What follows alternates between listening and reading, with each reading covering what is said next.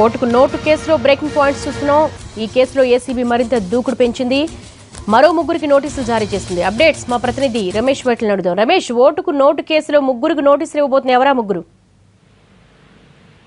ఓటుకు నోటు కేసులో ఏసీబీ తమ దూకుడు పెంచిందని చెప్పవచ్చు. ఈ కేసు సంబంధించి 5 రోజుల క్రితము బెంగళూరులో ఉన్న శ్రీనివాస నాయుడు, తర్వాత విష్ణు, చైతన్య అనే ముగ్గురికి ఏసీబీ అధికారులు నోటీసులు జారీ చేస్తారు. అయితే వీళ్ళు రేపు తప్పనిసరిగా ఏసీబీ ఎదుట హాజరు కావాలని చెప్పి ఆదేశాలు జారీ చేశారు. ఈ ముగ్గురికి కూడా 160 CRPC కింద నోటీసులు ఇచ్చినట్లుగా ఏసీబీ ఇన్వెస్టిగేషన్ అధికారి చెప్పడం జరిగింది. ఇక ప్రధానంగా డబ్బు ఎక్కడి నుంచి వచ్చిందంటే ఓటుకు నోటు కేసులో ఏదైతే రేవంత్ రెడ్డి దొరికిపోయారో 50 లక్షల రూపాయలతోటి ఆ డబ్బు ఎక్కడి నుంచి వచ్చిందో కనుక్కునే ప్రయత్నంలో ఏసీబీ అధికారులు ఉన్నారు. ప్రధానంగా కర్ణాటకలో మద్యం వ్యాపారం చేస్తున్న శ్రీనివాస్ నాయుడు దగ్గర నుంచి ఈ డబ్బు వచ్చినట్లుగా పోలీసులు కొంత అనుమానం, ఏసీబీ అధికారులు కొంత అనుమానం ఉంది.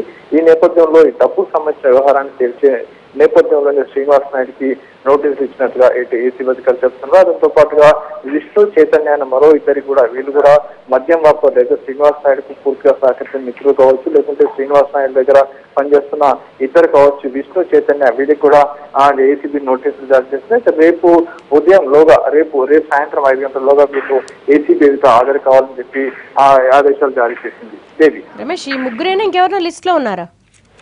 దేవి, ఇప్పటివరకు అయితే ముగ్గురే ఉన్నారు. అయితే గతంలో ఇచ్చిన ఎవరైతే జిమ్మిరెడ్డి కావచ్చు, మిగతా కొంతమంది ఉన్నారు. వీళ్ళకి సంబంధించిన నోటీసులు గతంలో జారీ అయినా వాళ్ళు ఇప్పటివరకు కూడా హాజరు కాలేదు. దానికి సంబంధించి ఏసీ కూడా ఒక నిర్ణయం తీసుకోబోతుంది. వాళ్ళకి తిరిగి మళ్ళీ నోటీసులు జారీ చేసే అవకాశం ఉంది.